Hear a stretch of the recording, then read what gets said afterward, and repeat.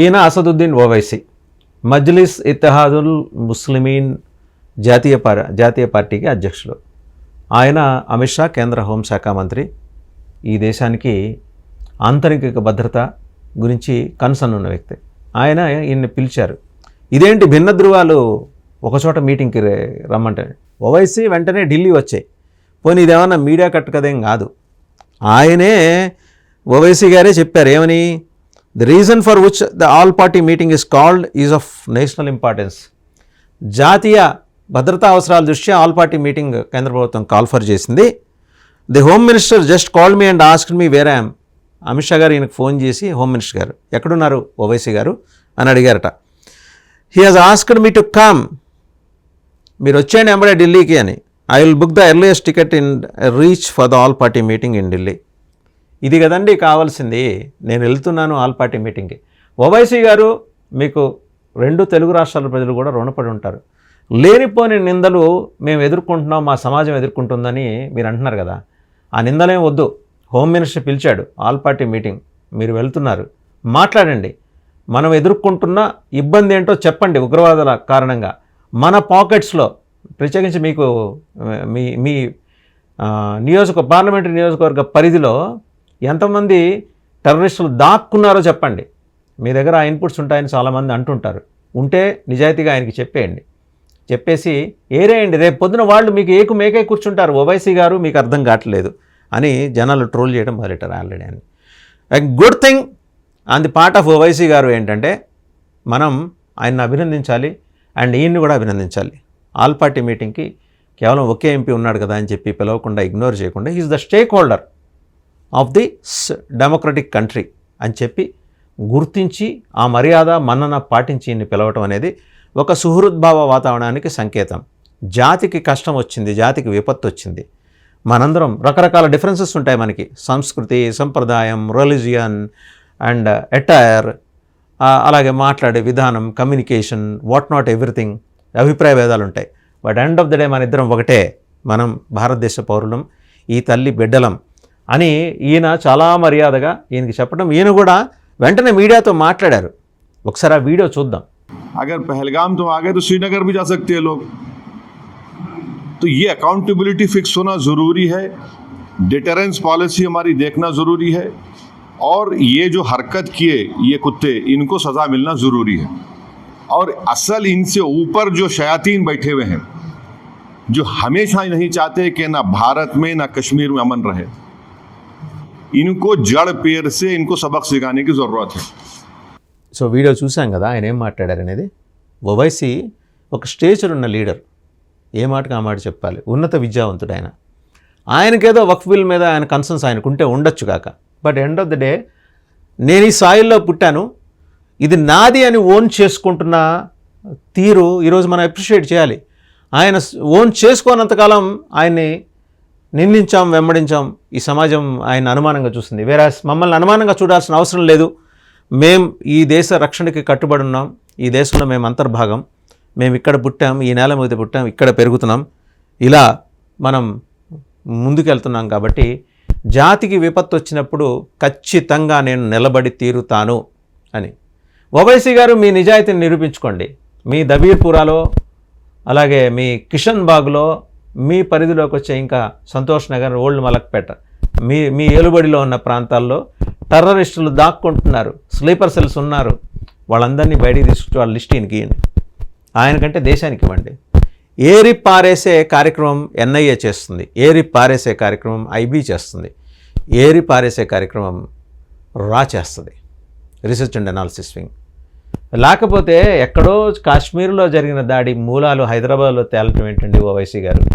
ఆ 7th person in that particular terror gang, he was caught. He is being questioned, coerced by NIA, national investigation agency. అతను ఇచ్చిన inputs. Owaisi గారు మీ నియోజకవర్గం పరిధిలోకి వచ్చే కిషన్ బాగ్, పిల్లర్ నెంబర్ 80 నుంచి 130 మధ్య ఉన్న ఏరియా, కిషన్ బాగ్తో పాటు అత్తాపూర్ కూడా కొంత కలవచ్చు. అక్కడ ఇతని సన్నిహితులు ఉన్నారు, ఇతని బంధువులు ఉన్నారు. చాలా ఫ్రీక్వెంట్ కాల్ రికార్డ్స్ అక్కడికి ఉన్నట్టు సిగ్నల్స్ ద్వారా అర్థమవుతుంది. నెక్స్ట్ వచ్చేప్పటికి సంతోష్ నగర్, నెక్స్ట్ డబీర్పురా అండ్ అలాగే ఓల్డ్ మలక్పేట్, ఇవన్నీ వాళ్ళు వాకప్ చేస్తున్నారు. తీస్తుంది ఐబీ తీస్తుంది, రా తీస్తుంది, ఎన్ఐఏ తీస్తుంది. వీళ్ళందరూ కలిసి మొత్తం ఈ టెర్రర్ గ్యాంగ్ తిత్తి తీసే కార్యక్రమం అయితే మొదలెట్టారు. మీరు సహకరించండి, మీ నిబద్ధతను నిరూపించుకోండి.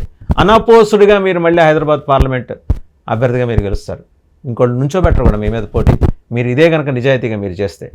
ఉగ్రవాద మూకల్ని ఎంకరేజ్ చేస్తారు అనే ఒక నిందని మీకు మోయాల్సిన అవసరం లేదు. You are honourable member of parliament Owaisi గారు, గౌరవనీయమైన పార్లమెంట్ సభ్యులు. మీరు ఏదో ఉద్రేకాలు రెచ్చగొట్టడానికి ఆ మైకుల ముందు మాట్లాడతారు, కానీ అదర్వైజ్ మీరు చాలా సాఫ్ట్ స్పోకెన్ అని మిమ్మల్ని బాగా తెలిసిన వాళ్ళు అంటారు. మీకు కూడా తెలుగు వచ్చి మాట్లాడరు అంతే. మీకు అన్నీ అర్థమైతే మీరు కూడా వాకప్ చేసుకోవచ్చు. మీరు జనాల కోసం, మైనారిటీ ముస్లిమ్స్ కోసం మీరు పోరాడుతున్నారు. But at the same time ఆ మైనారిటీ ముసుగేసుకొని ఉగ్రవాదులుగా మారుతున్న వాళ్ళని కాపాడే పని మీరు చేస్తున్నారని మీ మీద నిందలు ఉన్నాయి. చిన్న పూరి గుడిసెలో 500 ఓట్లున్న బోల్డన్ని నిజాలు మొన్న ఓటర్స్ లిస్ట్ సమయంలో, పార్లమెంట్ ఎన్నికల సమయంలో బయటపడ్డాయి. ఓవైసీ గారు, ఈ ప్లీజ్ గివ్ అప్. అటువంటి ఎలిమెంట్స్ని మీరు ఎంకరేజ్ చేయకండి. ఈ దేశంలో ఇప్పటికే ఒక పాజిటివ్ మెసేజ్ వెళ్ళింది మీ గురించి.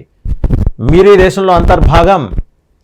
అండ్ మీరు కూడా అంతే ప్రొయాక్టివ్గా మీరు పెట్టిన ట్వీట్ నచ్చింది. ఎట్ ద ఎర్లియస్ట్ నేను బయలుదేరి, ఏ ఫ్లైట్ ఉంటే ఆ ఫ్లైట్కి బయలుదేరి వెళ్తున్నా. నా హోంమంత్రి నన్ను పిలిచారు, నా సోదరుడు నన్ను పిలిచారని మీరు చాలా ఉద్విగ్నంగా చెప్పారు చూసారా, మార్దవంగా చెప్పారు చూసారా. ప్రజలు అది మీ నుంచి కోరుకుంటున్నారు ఓవైసీ గారు. Otherwise you are a good person, just to protect your political ideology. And మీరు ఈ అధికారంలో మీ ఎంపీలు, ఎమ్మెల్యేలుగా మీరు ఉండాలనే ఆ కాంక్షతోటి మీరు రెచ్చగొడుతున్నారు విద్వేషాలు. అది దాంతో వాళ్ళు డిఫర్ అవుతున్నారు, కానీ మీతో డిఫర్ అవ్వరు. ఎందుకంటే ఇక్కడ పుట్టి పెరిగిన మీతో డిఫర్ అవ్వాల్సిన అవసరం ఎవరికి లేదు ఓవైసీ గారు. ఢిల్లీలో ఆల్ పార్టీ మీటింగ్. పాకిస్తాన్ తోటి అన్ని బంధాలు తెగిపోతున్నాయి. మనకి జలబంధం కూడా తిరిగిపోతుంది. అణుబాంబు వేస్తారు అని పాకిస్తాన్ భయపడుతుంది.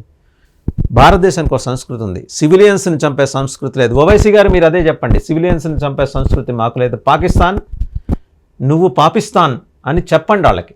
మీరు చెబితే మొత్తం మీ జనం అంతా మీ వెంబడి నడుస్తారండి, మైనారిటీలే కాదు. మీరు ఎవరినైతే శత్రువులుగా చూస్తున్నారో వాళ్ళు కూడా మిమ్మల్ని మెచ్చుకొని మీతో పాటు కలిసి నడవడానికి వాళ్ళు ముందుకు వస్తారు. ఇంకా ఏంటి, జలబంధం తెగిపోయింది. ఇప్పటికే చెప్పుకున్నాం. లీటరు మంచినీళ్ళ ధర 140 రూపాయలు పాకిస్తాన్లో. 1/2 లీటర్ పాల ధర 125 రూపాయలు. బ్రెడ్ 8 స్లైస్ల బ్రెడ్ ధర 500 రూపాయలు. ఇటువంటి దుస్థితికి వాళ్ళని వారే తెచ్చుకున్నారు. రోహింగ్యాలను ప్రోత్సహించి వాళ్ళకి షెల్టర్లు ఇచ్చి మీరు కూడా అలాంటి దుస్థితి తెచ్చుకోమాకండి. ఓల్డ్ సిటీ అంటే భయపడే ఒక డిఫరెంట్ అట్మాస్ఫియర్ నుంచి మీరు ఓల్డ్ సిటీని బయటపడేసి, ఓల్డ్ సిటీ అంటే ఓల్డెస్ట్ సిటీయే కాదు, నాగరికతకి పుట్టినిల్లు ఇది. 6th నిజాం వరకు ఎలా ఉండేదో ఓల్డ్ సిటీ చెప్పండి.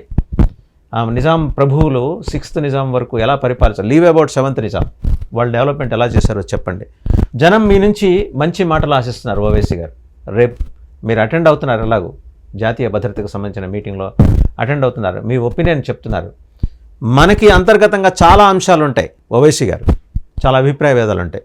లేకపోతే అందరూ ఒకే పార్టీలో ఉంటారు కదా, కాంగ్రెస్ బీజేపీయో, లేకపోతే రెండు కలిపి ఒకే పార్టీనో, బీజేపీ కాంగ్రెస్గా అవతరించి ఒకటి మీ డిఫరెన్సెస్ ఆఫ్ ఒపీనియన్ మీరు అంటారు కదా. మీ మునీర్ అంటాడు, మీ అంటే పాకిస్తాన్ ఆర్మీ జనరల్, ఆయన మునీర్ అంటాడు ఏమని, మా కల్చర్ వేరు, మా నాగరికత వేరు, మా సంస్కృతి వేరు, మా సంప్రదాయం వేరు, మా మతం వేరు. మిగిలిన వాళ్ళు ఎప్పటికీ రీచ్ కాలేరు. నిజమే, ఎప్పటికీ రీచ్ కాలేరు. ఎందుకంటే మీరు 10 మందితో కలిసి ఉంటే జనం మీ పక్కనే ఉంటారు. లేదు మేము సపరేట్, మా ఎటైర్ ఇది, మా భాష ఇది, మా భావన ఇది, అండ్ మా భావోద్వేగాలు ఇవి, మా జోలికి వస్తే తాడతీస్తామని బెదిరిస్తూ కూర్చుంటే జనం మీ వెంబడి నడవరు. మీకు ఈరోజు కాన్సన్ట్రేటెడ్ థిక్లీ పాపులేటెడ్ ముస్లిం పాపులేషన్ ఉన్న నియోజకవర్గం నుంచి మీరు గెలుస్తున్నారు ఓవైసీ గారు, గుర్తుపెట్టుకోండి. అండ్ రెండోది, మీ మీద నింద ఉంది బీజేపీకి బీ టీమ్గా పనిచేస్తున్నారని.